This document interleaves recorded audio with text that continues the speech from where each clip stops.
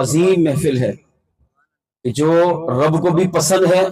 اور مدینے والے آقا صلی اللہ تعالی علیہ وسلم بھی میلاد منانے والوں سے خوش ہوتے ہیں۔ سیاستہ میں یہ حدیث موجود، سیدنا عباس رضی اللہ تعالیٰ عنہ حضور کے چچا حضور کی بارگاہ میں حاضر ہوئے، عرض کیا یا رسول اللہ صلی اللہ تعالی علیہ وسلم، میرے دل میں کچھ سوالات ہیں، اگر آپ اجازت دیں تو میں عرض کروں۔ ارشاد فرمایا چچا کہو۔ تو سیدنا عباس رضی اللہ تعالیٰ عنہ نے حضور کی بارگاہ میں عرض کیا یا رسول اللہ صلی اللہ تعالی علیہ وسلم، جب آدم علیہ السلام جنت میں تھے آپ کہاں تھے؟ سوچنے کی بات، ہم میلاد منا رہے ہیں کب؟ حضور کے پیدا ہونے کے بعد، مگر سیدنا عباس رضی اللہ تعالیٰ عنہ نے حضور کی بارگاہ میں سوال کیا بڑا انوکھا، عرض کیا آقا جب آدم علیہ السلام جنت میں تھے آپ کہاں تھے؟ آقا علیہ السلام نے ارشاد فرمایا میں ہی تو آدم علیہ السلام کی پیشانی میں تھا، میری وجہ سے ہی روح آدم علیہ السلام کے جسم میں داخل ہوئی۔ اور میں نے ایک پہلی مرتبہ یہ حدیث پاک پڑھی، اس کا مفہوم عرض کر دیتا ہوں۔ آدم علیہ السلام جب جنت میں تھے نا، جنت کے نظارے دیکھے، جنت کے محلات دیکھے، جنت کے حور و تجلیات دیکھی، انوار و تجلیات دیکھی، حوریں دیکھی، اور جنت کا حسین و جمیل منظر دیکھا۔ اور پھر جب اللہ پاک نے آدم علیہ السلام کو پیدا کیا، اپنے دست قدرت سے بنایا، روح کو کہا روح داخل ہو، روح داخل نہیں ہوئی، اندر گئی واپس لوٹی۔ اللہ نے فرمایا اندر داخل ہو، عرض کیا مولا اندر کالی کوچڑی ہے، میں ساری زندگی کیسے رہوں گی؟ اللہ نے فرمایا تو جا، تجھے نکالوں گی، تمہیں باہر نکالوں گا، ایک دن اسی انسان کا انتقال ہوگا، پھر دوبارہ آئے گی۔ مگر روح جانے سے پھر بھی ڈرنے لگی، تو اللہ کریم نے مصطفیٰ کے نور سے فرمایا پیارے مصطفیٰ آپ تشریف لے جائیں۔ اب حضور کا نور آدم علیہ السلام کے مبارک جسم میں داخل ہوا، تو آدم علیہ السلام کا جسم چمکا۔ اب رب نے فرمایا اے روح آدم اب داخل ہو۔ اب جب روح نے جھانک کر دیکھا تو آدم علیہ السلام کا جسم چمک رہا تھا، اب بغیر روح کو ٹوک کے آدم علیہ السلام کے جسم میں داخل ہو گئے۔ اب یہی آدم علیہ السلام جب جنت میں گئے، جنت کا نظارہ کر رہے تھے، تو وہیں بیٹھے بیٹھے اللہ کی بارگاہ میں دعا مانگی، اے اللہ اپنے اس محبوب کا دیدار عطا فرما جس محبوب علیہ السلام کے نور کو تو نے اپنے خاص نور سے پیدا فرمایا۔ ابھی دنیا بنی نہیں ہے، ہم حضور کے ولادت کے بعد عاشق بنے ہیں، ابھی کائنات کا وجود بھی نہیں ہے، ابھی جنت ہے۔ جنت میں انسان، پہلا انسان ابو البشر آدم علیہ السلام کی ذات مبارکہ ہے، مگر ان انوار و تجلیات کو دیکھ کر تڑپ گئے۔ عرض کیا مولا اپنے اس محبوب کا دیدار عطا فرما جس محبوب علیہ السلام کو تو نے اپنے نور کے فیضان سے پیدا کیا۔ اللہ کریم نے ارشاد فرمایا پیارے آدم آپ کو کیسے پتہ چلا وہ نور ہے؟ عرض کیا مولا جنت کی ہر پتے پر،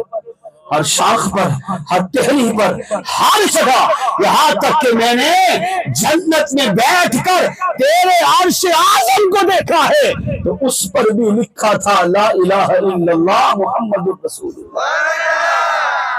جنت میں بیٹھ کر میں سمجھ گیا کہ جس کے نام کو تو نے اپنے نام سے ملایا ہے یہی وہ ہستی ہے جس کو تو نے اپنے نور کے فیضان سے سب سے پہلے پیدا فرمایا۔ اللہ کریم نے کیا فرمایا؟ ماں پیارے آدم اس نور کو دیکھنے کی طرف آپ میں ہے مگر اس کو برداشت کرنے کی طاقت نہیں ہے۔ ہاں ہمارے آقا صلی اللہ علیہ وسلم 70,000 پردوں میں دنیا میں آئے، تبھی تو عاشق نے کہا ایک حجاب بھی اگر اٹھا لیتے نا، ایک حجاب، ایک پردہ سرکار اپنے مبارک چہرے سے اٹھا لیتے، دنیا حضور کی اصلیت، اصلی نورانیت کو دیکھ کر فرا ہو جاتی۔ 70,000 پردوں میں آقا علیہ السلام ہمارے درمیان رہے، اور پھر بھی حسن و جمال ایسا ہے کہ بے مثال۔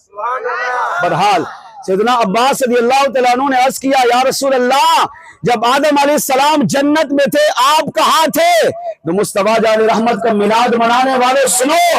آقا صلی اللہ علیہ وسلم نے ارشاد فرمایا اے میرے چچا جب آدم علیہ السلام جنت میں تھے میں ان کی پشت میں تھا، میں ہی تو پشت میں تھا جس کے دیدار کی تمنا آدم علیہ السلام اللہ کی بارگاہ میں کر رہے تھے۔ سیدنا عباس رضی اللہ تعالیٰ عنہ نے پھر اگلا سوال کیا یا رسول اللہ صلی اللہ علیہ وسلم جب سیدنا نوح علیہ السلام جو کشتی میں سوار ہوئے آپ کہاں تھے؟ آقا صلی اللہ علیہ وسلم نے ارشاد فرمایا میں نوح علیہ السلام کی پشت میں تھا۔ اب یہاں علماء کرام نے اس کی شرح میں لکھا، فرمایا نوح علیہ السلام جب کشتی میں سوار ہوئے، کشتی چل رہی ہے، کائنات میں پانی پانی ہے، انسان کا وجود نہیں ہے، وہی انسان بچے جو نوح علیہ السلام کی کشتی میں سوار تھے۔ جب کشتی چلتی رہی یہاں تک کہ 1 ماہ 2 ماہ حتیٰ کہ 6 ماہ گزر گئے، کہیں کنارہ نہ ملا۔ نوح علیہ السلام وہاں نماز بھی پڑھ رہے تھے، وہاں اللہ کے صحیفوں کی تلاوت بھی کر رہے تھے، وہاں ذکر و اذکار بھی کر رہے تھے، اپنا سارا وقت اللہ کی عبادت میں گزار کر دعا بھی کر رہے تھے، مگر کشتی کو کنارہ تب بھی نہ ملا حتیٰ کہ نوح علیہ السلام نے کشتی میں اللہ کی بارگاہ میں دعا مانگی اے اللہ تجھے اس نور مصطفیٰ کا صدقہ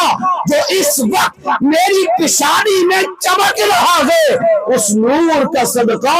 ہماری کشتی کو اے اللہ کنارہ عطا فرما دے۔ آقا علیہ السلام فرماتے ہیں جب نوح علیہ السلام نے اللہ کی بارگاہ میں دعا مانگی میرے نور کا وسیلہ پیش کیا ہے تو کریم رب نے میرے نور کی وجہ سے ان کی کشتی کو جودی پہاڑی کا کنارہ عطا فرما دیا۔ سیدنا عباس رضی اللہ تعالیٰ عنہ نے تیسرا سوال کیا، عرض کیا یا رسول اللہ صلی اللہ علیہ وسلم جب ابراہیم علیہ السلام نمرود کی آگ میں گئے آپ کہاں تھے؟ مصطفیٰ جان رحمت نے فرمایا میں ہی تو ان کی پیشانی میں تھا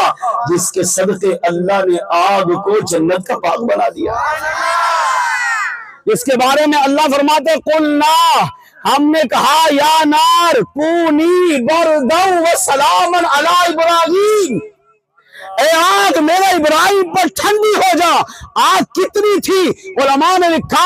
اس کے شعلے آسمان سے باتیں کر رہے تھے، اگر کوئی پرندہ بھی اوپر سے گزرتا تو وہ بھی کٹ کر گر جاتا جل کے راکھ ہو جاتا۔ اتنی بلند و بالا آگ میں اللہ کے نبی ابراہیم علیہ السلام تشریف لے گئے، مگر کریم رب نے فرمایا اے آگ ٹھنڈی بھی ہو جا، اتنی ٹھنڈی مت ہونا کہ سردی لگنے لگ جائے، سلامتی والی بن جا۔ وجہ کیا تھی؟ تمام مفسرین نے لکھا ابراہیم علیہ السلام کی پشت میں ان کی پیشانی میں مصطفیٰ کا نور چمک رہا تھا، اسی نور مصطفیٰ کی وجہ سے اللہ نے اس آگ کو ابراہیم علیہ السلام پر گلزار بنا دیا۔ ابراہیم علیہ السلام ہمارے آقا کے میلاد سے 2000 سال پہلے کے نبی ہے، مگر حضور پر قربان آقا فرماتے ہیں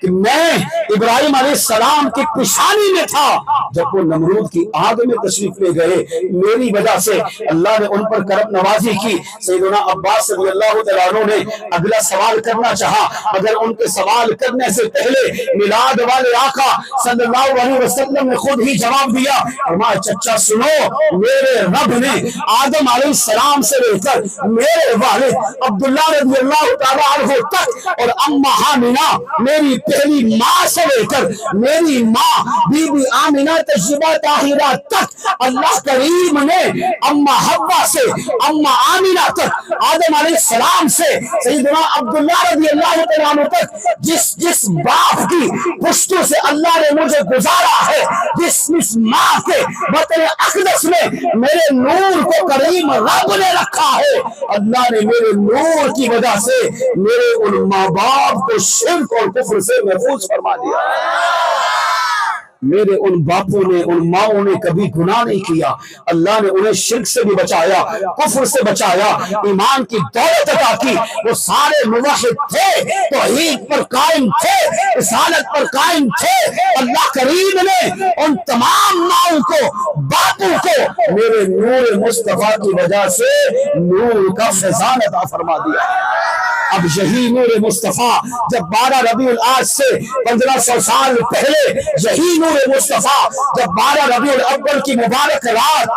اماں آمینہ کے گھر میں چمکا، جس کے بارے میں اماں آمینہ فرماتی ہے خارج منی نور، پھر یہی نور مصطفیٰ میرے عقل بدن اقدس سے باہر تشریف لایا، میرا کمرہ چمکا، پورا مکہ چمکا، یہاں تک کہ پوری کائنات چمکنے لگی۔ اسی چمک کو دیکھ کر بریلی کے تاجدار امام احمد رضا تڑپ کر بول اٹھے، چمک تجھ سے پاتے ہیں سب پانے والے، میرا دل بھی چمکا دے چمکانے والے۔ یا رسول اللہ، آپ کے نور مصطفیٰ کی چمک سے کائنات چمک رہی ہے، اسی چمک کی خیرات آپ احمد رضا کو بھی عطا فرمائے۔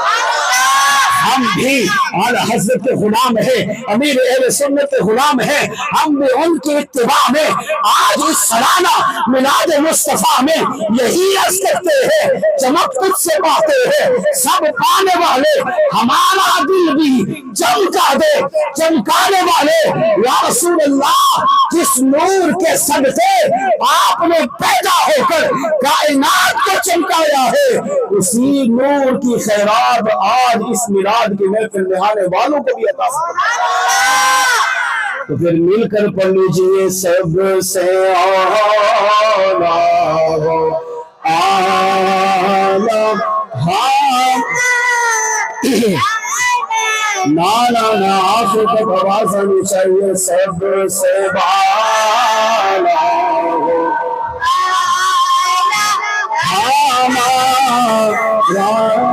نبی، سب سے بالا ہو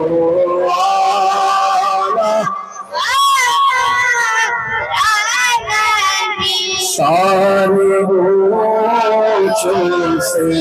اونچا سمجھ یہ جسے سارے سچوں سے سچا سمجھ یہ جسے سارے اچھوں سے اچھا سمجھ یہ جسے ہے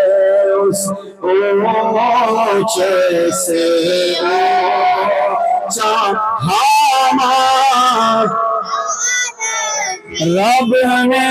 چاہا جنت میں دیکھیں گے ہم، رب نے چاہا جنت میں دیکھیں گے ہم، پڑھتے پڑھتے پہ لکھا ہمارا نبی، پڑھتے پڑھتے پہ